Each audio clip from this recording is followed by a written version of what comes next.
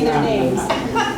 But fortunately, everybody is seated. And I'm really thrilled because it's June and our attendance has been very low. So we now know just how popular Maria and Jason are because you're all here. And I hope you're going to go downstairs and enjoy dinner in the taverna afterwards.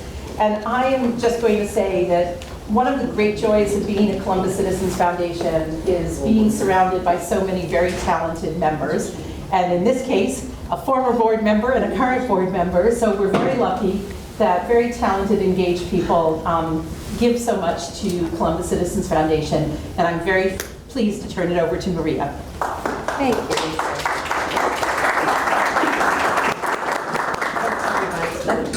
I guess you don't really need it. Let me just say, it's not me, it's Jason. Right. And the reason is here we are in such complicated days in terms of the markets and the economy, so many questions to ask. Jason Trennert has had a unique ability to give us clarity in this sea of headlines and unknowns, and he's been doing this for decades. Jason spent much of his career at ISI, which is one of the leading macro firms until Jason left and started his own firm, Strategist, which is now the leading macro firm over and over again, winning awards at Strategist for his incredible work. You started with, what, 5 analysts in 2006? And now you are 55 research analysts. It's an incredible operation, and truly Jason's research and all of his work that he and his team are doing is read by the leading people on Wall Street, as well as the top investors. So I'm so proud and honored to be here tonight to introduce Jason, who has been my friend for 30 years? Many years, many years. 30 years, I think. And I'm also one of his incredible groupies, reading his research and following what he believes is the market. Today we had a major day with the Federal Reserve, and we had European elections this week. So much to go through and to understand clearly, to understand where that leaves us here in America. So please give it up for a warm welcome for Jason Trennert. Thank you. Thank you so much. Thank you. Well, is this thing on? I don't know. This will be the hardest part of the evening, I think. But in any event, thank you so much for being here. And as you may see, there's a lot of young people in here, and those are the people that have to be here because they work for me. Okay, so I really tried to stock the pool here of. I've got relatives and friends, and so I don't know if for those of you who don't know what this place is all about, I'll just take a couple minutes here. If you don't know what this place is all about, this is the leading Italian-American foundation in the United States, and we're responsible for putting on the Columbus Day Parade, and we're also responsible for giving out scholarships to Italian-American students, and I believe we've given out, Lisa help me out, $40 million in scholarships over the years. So it's really is a very, very special place, very special to me and my family. My wife is here, and my kids really grew up here. This building was actually the home of a fellow by the name of Charles Colby, who is an associate of Mr. Rockefeller. And he's also kind of the founder of Colby College and all the other things. So it's kind of it's if you get a chance to walk around, that's pretty incredible place. The foundation was started in 1944, and it bought this building in 1967 from the Swedish consulate. And I believe, this may be too good to look up, but I believe the Swedish consulate sold it in opposition to the Vietnam War. Because it was such a big, it was a very big thing in Sweden and all the rest of it. So they're lost. I think we bought it for 550 grand or something, and now the Lord only knows what it's worth right now. So anyway, for those of you who are new to this place, this is what this is all about. And if you're of Italian descent and you want to become a member, you just let us know. And we'll be happy to get you an application and get you all set up here. I do have to make an announcement for the members here. Our annual meeting is next Tuesday, and please come fill out a ballot. I'm not telling you how to vote, but please vote because we need a quorum. I've been somewhat involved in that process, and I'd hate to see us have to go through this again. So let's just try to get as many people here and vote and all the rest of it. And thank you for Lisa for putting up with all the stuff this week. I've been around this week, so she's had to deal with all of the stuff. One shameless plug, that if you'd like to join our mailing list for other events that aren't featuring Jason, you can just go on our website and Absolutely. read lectures, performances, teach Italian. So something for everybody. Yes, absolutely. So we're trying, again, we're trying to keep the home fires burning here. So, all right, I'm going to go through, there'll be about a half hour of your life you're not going to get back here. I'm going to go through maybe a half hour of just discussions about the markets, about the economy, about politics. And for those of you who are standing, please, I hope there's seats here for everybody. I feel badly, but there's one up front. No one wants to sit there. But I'll just go through this. And so the title, and I won't. And if you're interested in these slides that I'm going to go through, please just let me know or Lisa know, and I'll get you a copy of the slides, and you could look through them. And I promise there's about 40 of them in here. I'm going to go through about 10 tops, and by 7:30 you're going to be out of here and on to productive parts of your evening. But so 2024. So the title is 2024 No Holds Barred. And the subtitle is Bullish Until the Bill Comes Due. So no holds barred really refers to the fact that it's not only an election here in the United States, but it's an election, actually national elections for 40% of the world's population this year, okay? And no holds barred really refers to what the Biden administration and Janet Yellen in particular are doing to keep us out of recession. And both Republicans and Democrats, when they're incumbents, grease the skids to get reelected. That is, so I hope I don't offend anyone's politics here tonight, but I will say the Biden administration is taking this to an art form that I've never seen before. They're using tools I didn't even really know existed to keep interest rates low, to keep the economy stimulated, to keep the economy going, and that leads to the subtitle, which is Bullish Until the Bill Comes Due, which is to say there is a cost to keeping an economy out of recession at all costs. And that cost is eventually going to be, in my opinion, higher inflation, higher long-term interest rates, or perhaps a weaker currency. The very famous economist Mundell talked about you can control, as a policymaker, you can control interest rates, you can control inflation, or you control the currency, but you can't control all three at the same time. Something's got to give. And in my opinion, what's giving lately is higher inflation. We're keeping interest rates low. The currency doesn't seem too bad because if you look at it versus other fiat currencies, other paper currencies, the dollar is actually okay. But the dollar's lost 94% of its value versus gold in the past 10 years. So, and as I'm going to show you, I'm of the view that inflation is sticky, is going to be around for a while. And so for those of you who have enjoyed very high asset prices and all the rest of it, I don't know if that's going to change. It's just that the purchasing power of what you're making, you have to think, I think you have to think more about your real returns, meaning your returns after inflation moving forward more than you have in the past. We've gotten very accustomed to 2% inflation, which is the Fed's target, but I think it's very likely you're going to see more like 3 to 4 at best, and maybe higher as time goes on.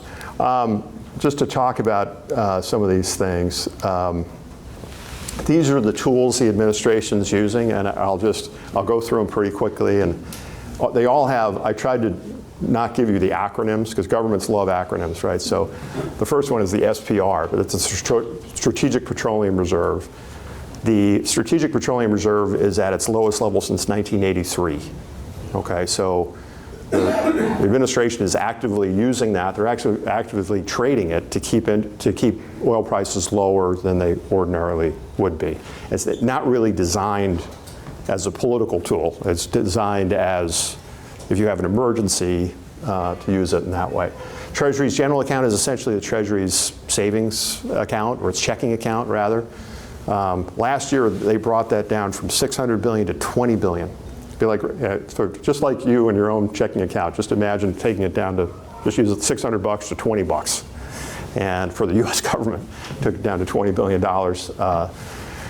in response to the debt ceiling. I'll skip some of these that are a little more turgid, but we've forgiven $170 billion in student loans in the past 3 years. There's discussion right now of forgiving medical debt, right? And again, this is all just rank political, there are no great reasons for this other than to get votes, in my opinion. And then I'll talk about the refunding schedule a little bit later because that's a little complicated. But there's two other things on here. Well, one other thing I would just look for, two things in the next couple of weeks to look for. One is something called the Employee Retention Tax Credit. If you can believe it, there's $100 billion still in that fund, but that was created for COVID relief. And believe it or not, they stopped it out of fears of fraud. You know, which who knew, right? But they stopped it. But they're going to allow the applications to flow again in the next week or so. And one of the things that's not on here is they're actually talking about allowing securitization of second loans, home loans, to get people to re-lever their homes, right? So, and that'll be discussed next week at something called the FHFA. I'm convinced that they're going to pass it. I don't think it's good policy, but all this stuff is basically designed to get reelected. And again, both sides do this. I would just say that this is another level of manipulation. Maria mentioned that inflation came out today, and this is just something we created at our shop.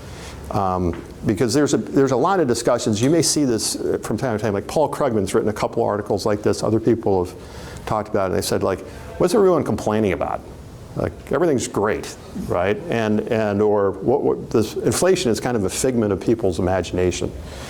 And I will say I am somewhat sympathetic to President Biden in that on the surface, the unemployment rate's 4%. Asset prices are at all-time highs, and inflation has come down.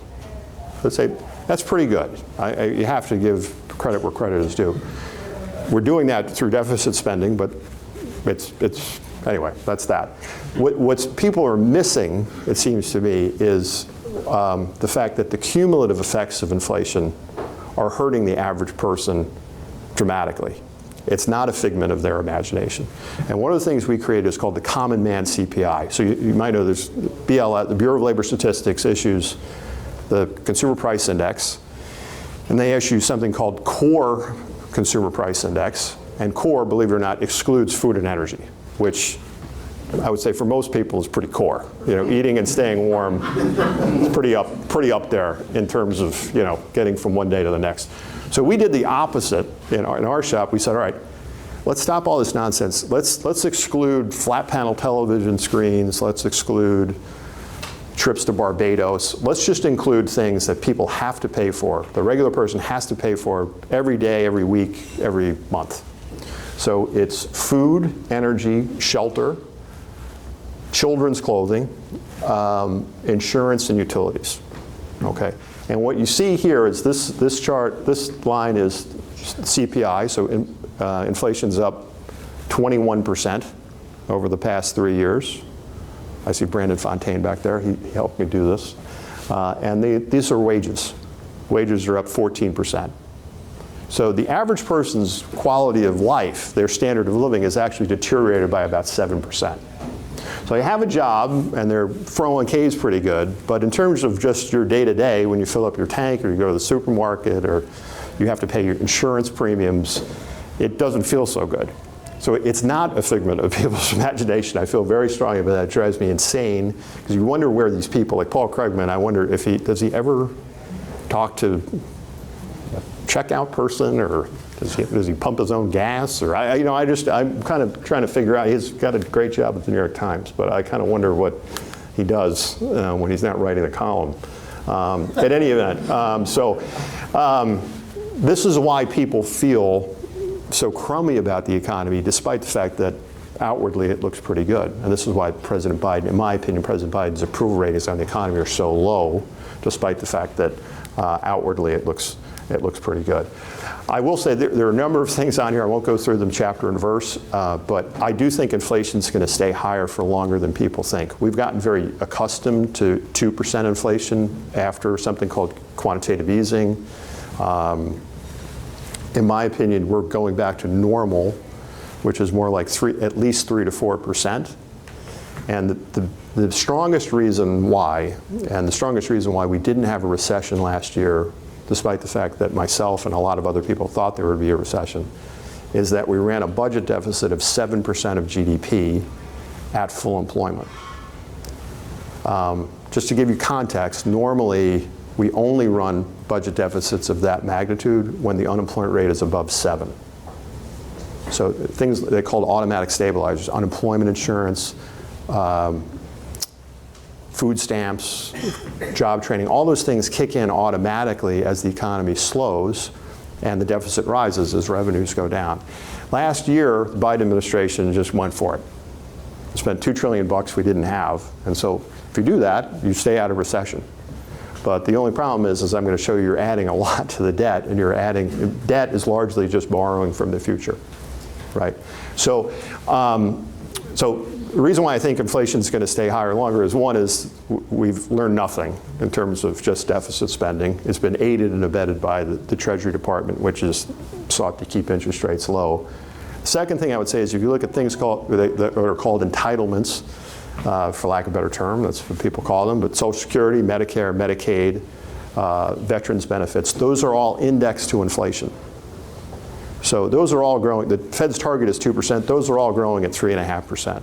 2 years ago, they were growing at 8.5% because they just use the CPI and they say, this is what the new cost of living adjustment is. So it's very hard to get to 2% if things are growing at a lot more than that. And then two other things I would mention. I believe, I'm all for the environment. I do believe in the US we should be using every conceivable fossil fuel that we have. I also believe that electric vehicles are probably one of the least green products ever invented. Okay, which I'll show you. It's a widely accepted lie that these are somehow improving the environment, which I can show you. But we're hurting ourselves. No nation in the history of mankind has ignored its own natural resources. Usually you go to war with other countries over natural resources up until about 75 years ago. And then the last thing I would say, and I take no pleasure in saying this, is that I think we've reached peak globalization, right? And so in 1989, the Berlin Wall came down, got Eastern Europe involved in the global economy. In 2001, China entered the World Trade Organization, WTO. And it's great for China, really, really good for China, and good for rich people in the US. Or good for consumers in the US because you got a lot of cheap goods out of China. The problem is we completely kneecapped pretty much the Midwest. Or we kneecapped a lot of the industrial parts. So the good news is you could buy cheap tube socks at Walmart. The bad news is you lost your job, right? But in any event, the relationship with China will not go back to where it was before the pandemic.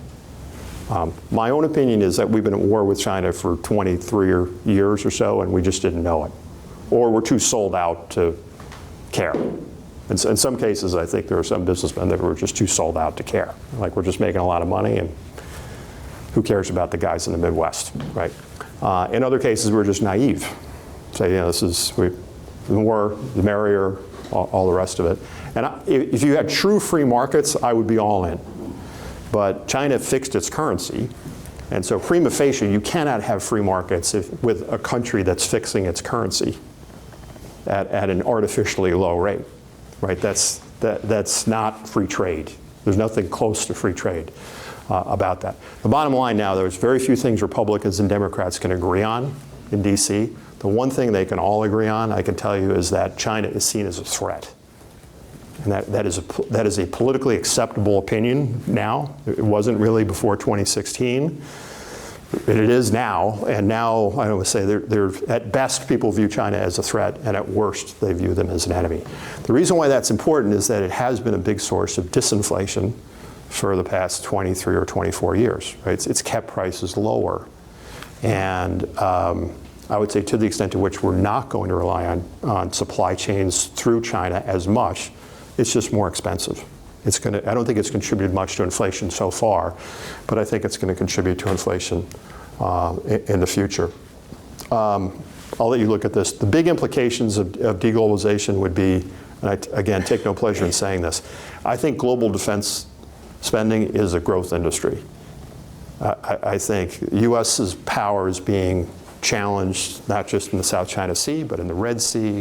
It's being challenged by Russia. Russia's now has warships off the coast of Cuba, right? All that stuff, it comes with a cost in terms of shipping costs or insurance costs for shipping. I also think it's going to make oil, it's going to reemphasize the importance of oil because so much oil is shipped overseas, literally overseas, that shipping lanes are going to be more expensive. All right, I'll keep the party going here. One of the things I would say about, going back to inflation for a second, Don Rissmiller is our chief economist, who is one of the smartest guys you'll ever meet and one of the nicest guys you'll ever meet. Big Dill Barton guy. A bunch of Dill Barton people in here, I think. He did a study on inflation, and what he found was that once you have one wave of inflation over 6%, the chances of having another wave of inflation over 6% are about 9 in 10. Right? That there's a very high likelihood that there's no really such thing as defeating inflation unless you have pain, unless you kind of purposely go for it. But there's two reasons why it doesn't happen. One is it goes back to what I was saying before in terms of wages versus inflation. People's real wages haven't caught up. So even though inflation might come down, workers are going to ask their employers, they're going to continue to ask their employers for high wage gains. Because they say, I'm behind where I was 3 years ago. Thank you for giving me 4% last year, but I need another 4% this year because I'm still behind. The other thing that happens is that central banks tend to pull their punches because central bankers hate tightening. No one likes tightening, right? It's harmful, it hurts people, it makes things more expensive. And so there's a tendency to do victory laps too early.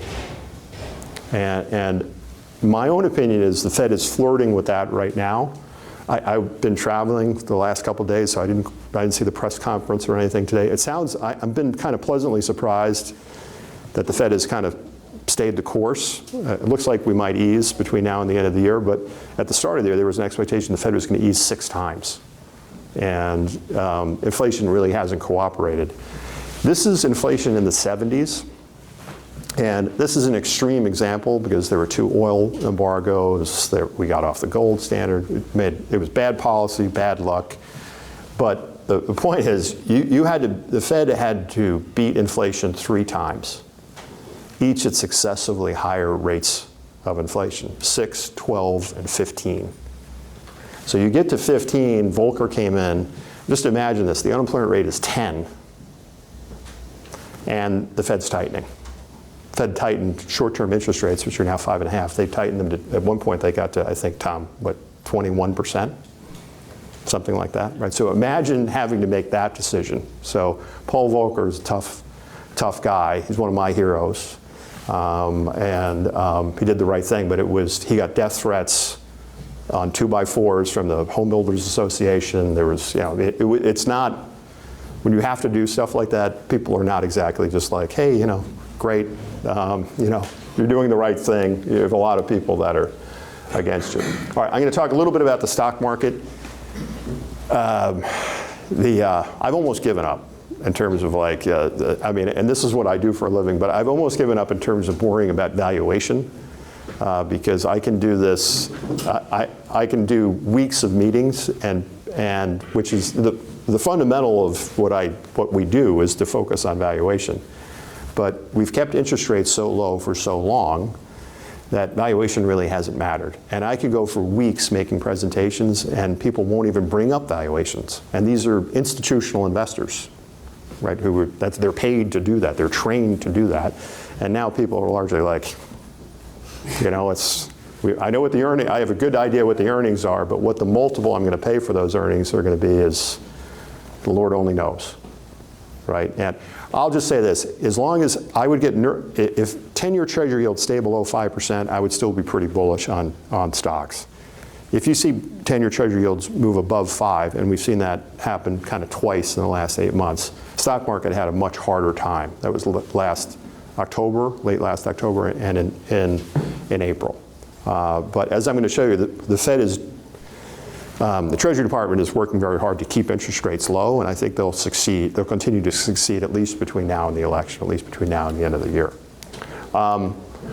For those of you who are retirees or are looking at your 401k or what have you, the one caveat I would throw out there, and one thing that it's good and it's bad, and I don't want to, I think AI is absolutely real, at least the spending on it is very real. There's no two ways about it. What its impact will be on the economy and productivity, I think we'll find out together. In 10 years, we'll find out.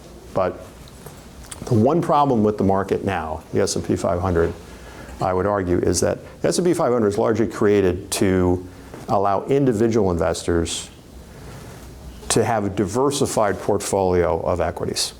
So you go to the, I hate to use this analogy, but you go to the roulette table and you put your chips on every number on the board, right? So you put your chips on 500 of the best companies in the US.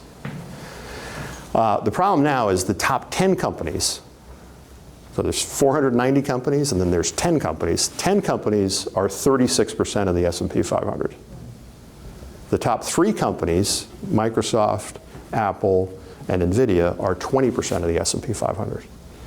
So again, you would say for lack of an individual investor, a retail investor, the idea is that they're trying to keep their money. They're trying not to take big risks with it. The problem now is you're taking a lot of risk. You're taking a lot more risk than you think. Now, these are great companies. I'm not going to NVIDIA, Amazon, Microsoft, Google. In many cases, they're almost monopolies. But they're highly correlated with one another. The one thing, if you look at NVIDIA's biggest customers, they're Microsoft, Apple, Amazon, Google, and Meta. Right, so it's largely one trade that's going on now, and Dell just announced, as an example, they spent $50 billion on artificial intelligence so far in the last year or so. They've seen no discernible profit from that. Now, eventually they might, but the thing is there's a lot of capital spending going on, but the problem is it's crowding out their ability to continue to employ people. So Dell is actually laying people off this year to continue to invest in AI, hoping that it leads to something wonderful. And it may very well do that. But I would just say, for those of you who are not professional investors, I would just be careful. And I would really I would choose something like an equally weighted S&P 500 or something very high quality. These are very high quality companies, but I would be careful about putting too many of your eggs in one basket because it can be, if it goes the other way, it can be kind of dangerous. Okay, I got 2 or 3 more things, and then I'll stop. No, I'll stop talking now because I can, I'm probably losing the interns here. How did this guy make me come to this thing? I can only imagine if my son were here, he'd be, I don't know. But in any event, I will say the other unintended consequence of AI, I love AI, but one of the things that's going to have to happen if we're going to invest in AI is you're going to need a lot more electricity. So an AI search uses 10 times as much electricity as a Google search. Okay, so the expectation is over the next 2.5 years, if you, at current trends, you're going to need, essentially, you're going to add a demand of Japan to the global electricity demands. Right? And most of these are in the United States. Most of these data centers, not all of them. But you don't really have the grid to do that. Or you certainly don't have the grid that would be powered by renewables. Right? So 16% of our electricity still comes from coal. So the Biden administration's been trying to phase out coal, trying to phase out nuclear, which, whatever, he was elected, that's his choice. The thing is, they're finding it almost impossible to do, because the demands for so many of these innovations require a lot of electricity. Right? Electric vehicles require electricity that comes from coal and natural gas and everything else. Doesn't you know. So anyway, all right. Last thing I'm going to show you, and then actually no, that's not true. I'm going too far. I haven't talked about the election yet. All right. So you got another 10 minutes. I'm sorry. I apologize. I apologize for that. Is there an election coming? Yeah. No. Yes. Yeah. All right. I'll do this quickly, and we'll get on to the election.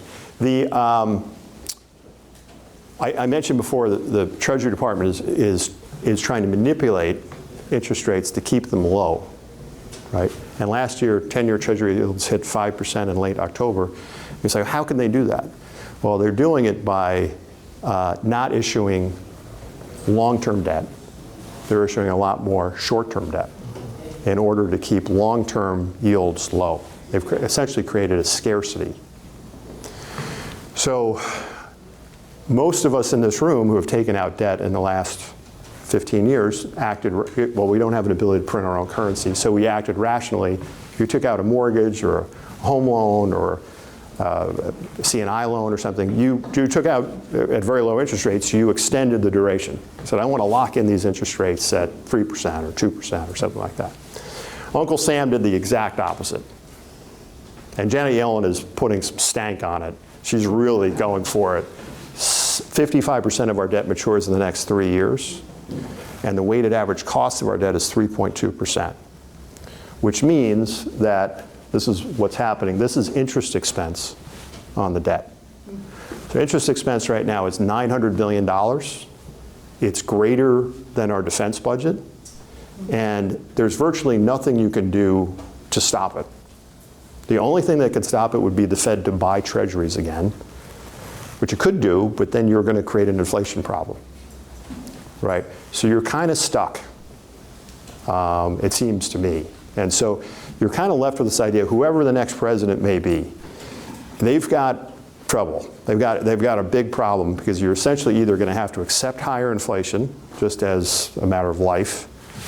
You're going to have to take a hit, like you're going to have to cut spending and raise taxes. Or you just have to hope that, like, Monjaro and artificial intelligence provide so much productivity that, we relieve ourselves of our worst habits, But I don't think that's going to come in time. And so this, to me, is one of the most serious issues. This is something, you might remember Secretary Mnuchin in the Trump administration talked about issuing 50-year debt, 100-year debt. Why he didn't do it, I don't know, but they should have done it, and they didn't do it, and it's a massive missed opportunity. And this is going to, a term from the 70s, this is likely to crowd out the private sector's ability to borrow, or it's going to raise the costs of the private sector's ability to borrow, because interest rates are likely to be higher. All right, let's get into the election. I'll go into that. And then we'll take questions, because I know it's probably a little hot here. The Columbus Citizens Foundation, apolitical organization. Okay, so I don't know if anyone's politics. You can probably tell my politics already, but I don't want to go lean too much into it. But I'm just going to give you my view of what's happening in the world, and what Trump, Farage, Brexit, European elections this weekend. I feel very strongly about this, that we've largely created a political class who really doesn't care about the interests of the average person. And in the United States, so you have a lot of PhDs, a lot of very wealthy people, a lot of smart people, a lot of highly educated people, and we have them both on the right, and we have them both on the left. And they come up with these very baroque, very complex schemes, and they say, trust me, this will be good for you. And it doesn't turn out to be good for the average person. So on the right, we tend to do our social engineering. I'm Republican. On the right, we tend to do our social engineering outside the United States. Right? So we say, listen, trust us, just give us a couple $1 trillion, and Baghdad will look like Greenwich, Connecticut in 4 years. We'll have strip malls there and bowling alleys, and it'll just be great. Didn't work out, right? On the left, it's more social spending here in the U.S. You do more social engineering here in the U.S. So you say, listen, we're only spending $38,000 per student in Newark public schools.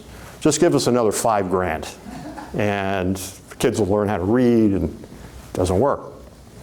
Then you go through, I think what really changed, I think more and more people are thinking this, I think COVID really put an exclamation point on this, where people trusted a lot of the people in charge for a long period of time, and they largely went with whatever people were telling them. And I think we reached a turning point with COVID, where people are saying, a lot of these people either don't know what they're doing, they're wrong, or they're not economists, they're activists. Right? They have an agenda, they have a social agenda. And that's why, if you look at this chart, this is a chart that comes from, where does this come from, Brandon? Pew. They asked the same question back to the late 50s. They say, do you agree or disagree with this statement?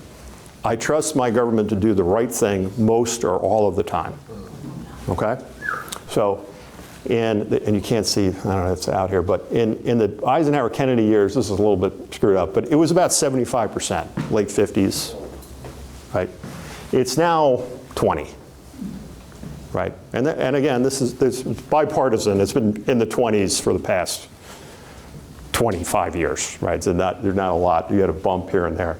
But this is the problem, it seems to be. And that's why, with all due respect, Maria, to the fourth estate, not you, but others, I think continue to get surprised by these election results, right? Because I don't think they're mixing it up with regular people. They're saying like, no, I completely trust all of these PhDs that tell me, either from the Hoover Institute or from Berkeley or whoever, and it doesn't work out. These are, I'll just go to this. So these are these two guys really, in many ways, in terms of their views of the world, could not be more different.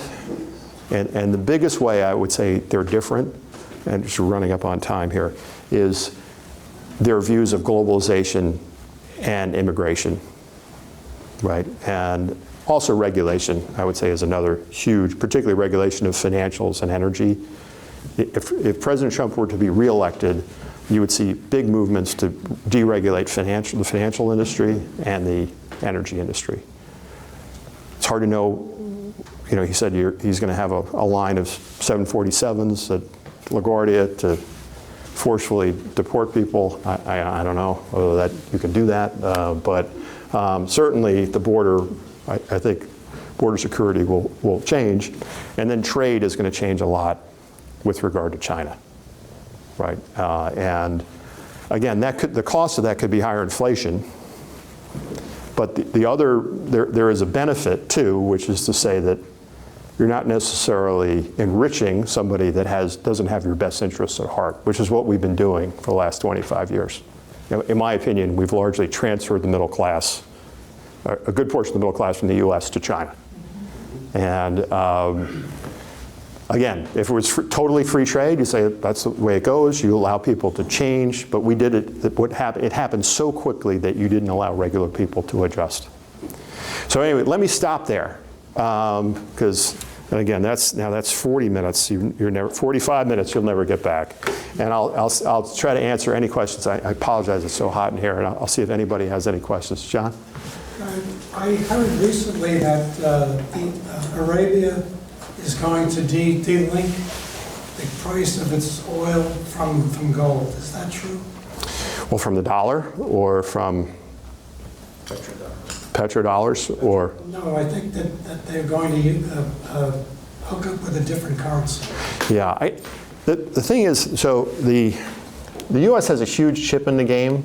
I don't know if I have this in here, in that we have what's called the reserve currency. Reserve currency it's a fancy way of saying if people have savings, they want it in our currency, right? So if you're a wealthy person in, let's say, someplace else in the world, you're in Cyprus or in Italy or in Russia or China or certainly places where the rule of law is not 100%, you want your savings in the U.S. That's awesome from financial system. That's a technical term. It's awesome. Because it allows you to attract capital from the rest of the world. The problem is it's always abused. There have been many reserve currencies through the history, through humanity, and you always abuse it in the same way, which is foreign wars, bread and circuses, too many social benefits, all of these things. So the good news, I would say, John, in the short term, the U.S. is not going to lose the reserve currency, mainly because there's no other alternative. There's no other paper currency that's an alternative. Having said that, as I mentioned before, the dollar is losing a lot of value versus gold, plus a lot of value versus oil. It's losing a lot of value versus hard assets. So I sincerely doubt that Saudi Arabia would go off the dollar standard, but it is talking about there's this BRICS currency that would be backed by gold. I think that's a large, my own opinion is, as much as I hate what we're doing, I think the U.S., it gets away with enormously bad behavior. You know, it's kind of like it's like the Johnny Depp of the international financial, system. You can like trash a hotel room or, get away with it. Yeah. Tom. So one of the first things Volcker did was point the finger at spending. And Powell doesn't seem to do that or want to do that. Boy. And it leads to him focusing on other things. So if you were Fed chairman for a day, how would you change that outlook? That's a really good question, and again, I'll try to be quicker with my responses. But the one I've become friendly with Senator Rick Scott of Florida, and he's one of the few people that says the quiet part out loud. He's like, listen, we have to stop spending, and we have to actually reform the entitlements. Of course, when he says that, his Republican colleagues hate his guts, right? Because they're like, no one got reelected, Rick, by reforming Social Security, okay? So why don't you just shut up? But the problem, what I've found when I've gone down there and talked to Republican senators, is a lot of them don't realize how much the Fed has bailed them out in terms of their reckless spending. They don't view that as being a real cost. You might remember in 1994, James Carville said, I want to be reincarnated as the bond market because it scares everybody. Right now, the bond market doesn't scare anyone because the Fed has been purchasing at certain points 60, 70% of the treasuries. So to answer your question directly, I'm sorry I'm going so long-winded, I wish Powell were less worried about getting fired, right? And just say, listen, we're doing our part. We raised rates from 0 to 5.5. This doesn't work if you're spending $2 trillion in deficit spending every year. It's not going to work. But he wants to be reappointed. And so that's the problem. The Fed is supposed to be an apolitical organization, but it has to play just as much politics to stay out of politics, but I think it's become too political. And they've also added, they have a dual mandate, which is lower inflation, price stability, and full employment. In recent years, there's been a tendency to add other things to the Fed's mandate, which is like social justice and climate change. And I'll just say, the central bank sadly has no ability to affect. I mean, they have a hard enough time with prices, right? So like we're going to give them social justice. I don't see how that's a bridge too far. Anyway, John. Somebody asked, like, if you were head of the Fed for a day. My question is, this is really enlightening. If President Trump comes to you and says, Jason, we need you in the cabinet, will you come? What's your answer? Yeah, well, first of all, I think my freshman year of college would pretty much prevent me from having, would prevent me from having any role that would have to be confirmed. But having said that, to answer your question directly, it would be a great honor. And I know some of the people that are Scott Bessent, and as we know, Larry Kudlow, and a lot of these people are still advising the president, and I have to say I'm very impressed with the economic team that President Trump is building. And I would love to be a part of it. It would be an honor to do that, but we'll see. Yeah, Peter? Jason, just a quick question, because, I mean, every day I get all these statistics from the government. And the government has proven, or certain areas of the government has proven that the statistics aren't reliable. I guess my question is, when I see numbers like inflation, why should I trust what I'm being told?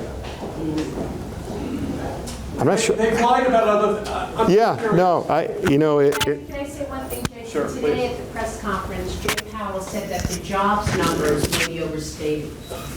well, Jay Powell said it. yeah, well, if you look at the, I think they came out, Maria, and said that the payroll employment numbers might be overstated by 800,000, right, which is just a small miss, right, which would, I would say, there's 150 million people in the workforce, but still, if you know the way economic statistics are created, too, Peter, you may or may know, it's, even when they're doing it completely honestly, and I'm not saying they're not doing it honestly, it's largely driven by survey data. It's driven by things. If you knew the way the sausage was made, you'd say, I would never trust this in a million years. And the only thing is you can rely on is that maybe they're making the same mistakes consistently, right? So it's giving you a directional view of the way things are going. So I do have some confidence in that. But particularly, we didn't talk about immigration here, but I would say immigration is another thing that is greatly skewing the numbers, the economic numbers. It's kept economic growth higher because you've imported a lot of cheap labor, and it's kept inflation actually lower than it would be. Okay, and so so far it's been all good. The problem is, again, I don't want to get in trouble, but I think there's a reason why President Trump's approval ratings among African Americans and Hispanics are increasing dramatically. And I think it's because immigration is hurting those communities more, right? They're taking their jobs more, and they're consuming resources. It drives me crazy when people, I'm getting on my soapbox here, it drives me crazy when people say, well, Americans won't do those jobs. It drives me insane, because I'm a capitalist. And in capitalism, there are no shortages. There are no shortages. Prices eliminate shortages.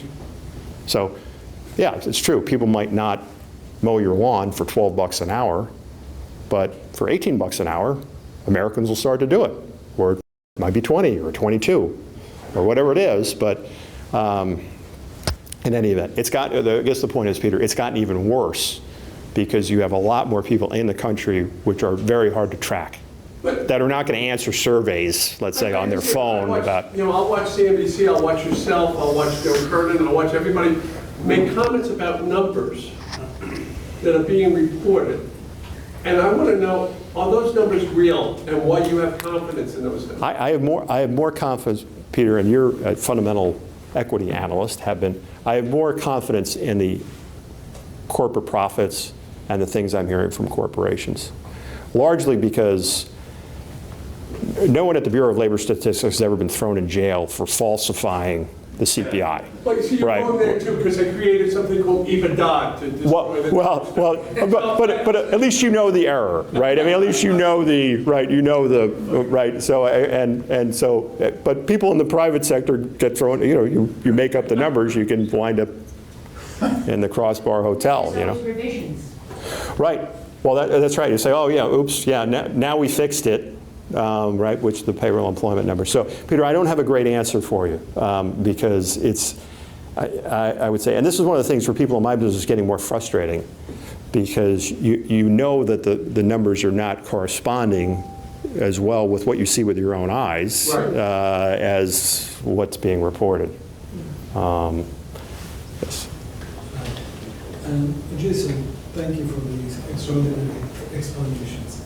I want to also add something. Some of us who have the opportunity to talk with naturalized citizens see the difference between immigrants Absolutely. and naturalized citizens who would have nodded in approval to everything you say. So if you talk about immigrants who are speak Spanish, French, Portuguese, the ones I could check out, they talk very, very conservatively. Absolutely. This entire organization is built on, it's a testament to immigration. So this isn't a criticism of legal immigration.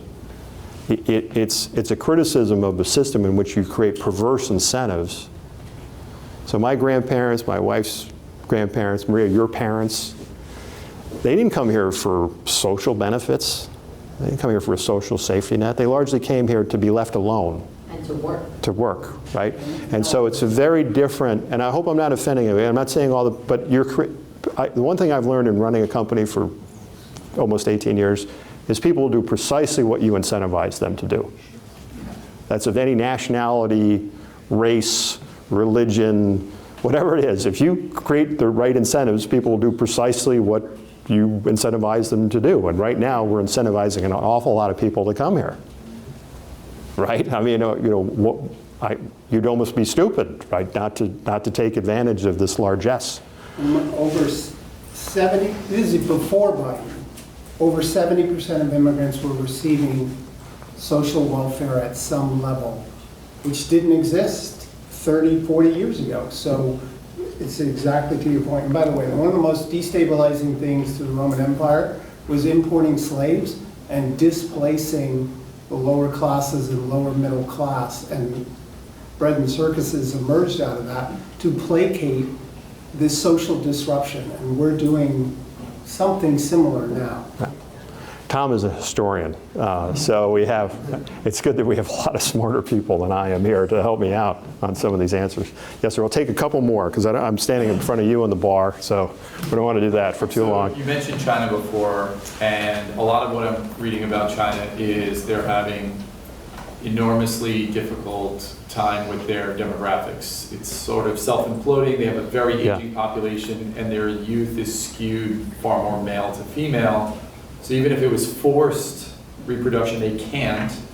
And it seems that if we were to avoid a war with China for, let's say, a decade or two, that problem would somewhat go away because they couldn't afford a war given these demographic problems. And at the same time, India is in a completely different area, and I feel like they're far more educated, far more democracy.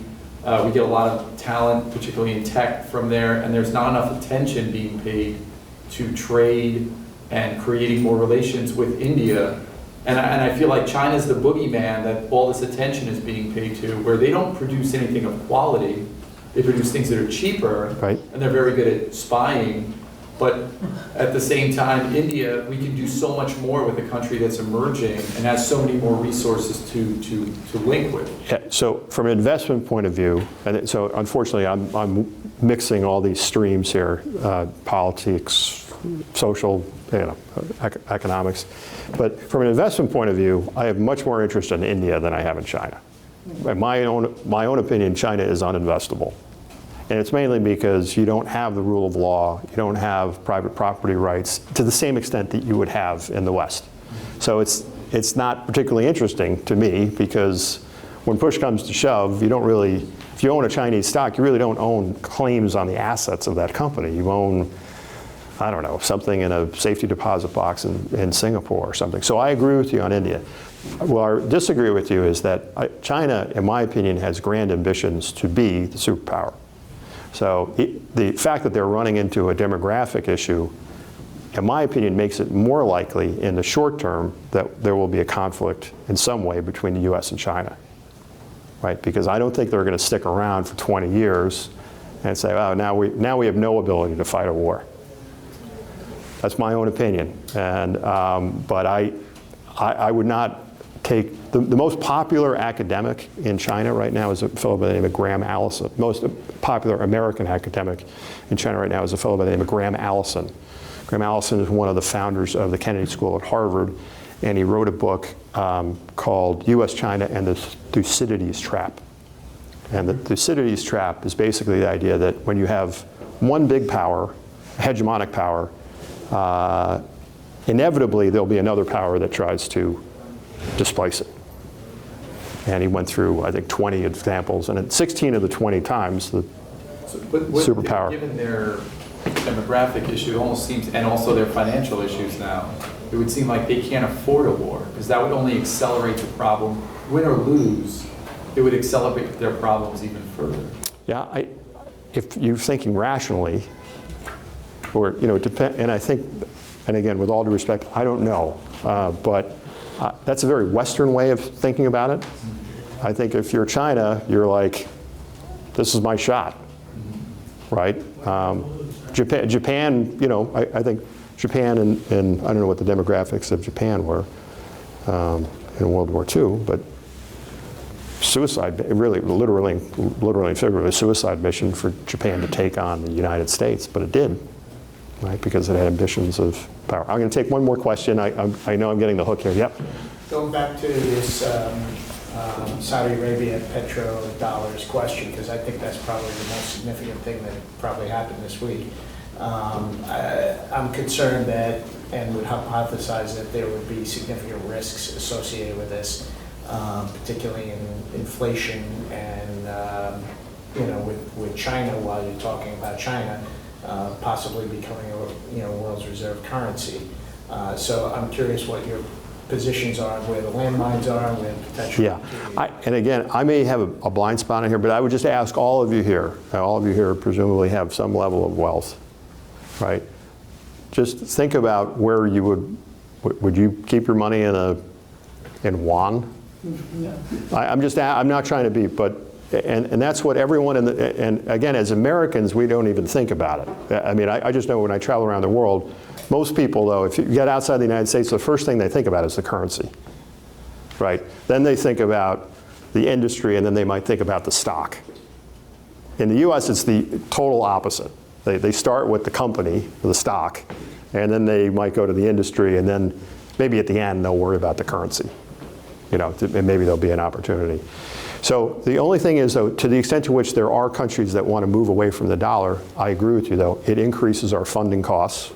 Right, it costs us more to attract capital, right, and it increases inflation, right, because it weakens the dollar, and so I agree with that. The only thing I'm pushing back on is saying I'm not as worried about it happening very quickly, because the U.S. is like the best house in a bad neighborhood, right? That type of thing, right? So there's not a lot of other great opportunities, a lot of other, I would say, viable alternatives, I would argue. So thank you so much for your time. I hope this was helpful. Thank you. No.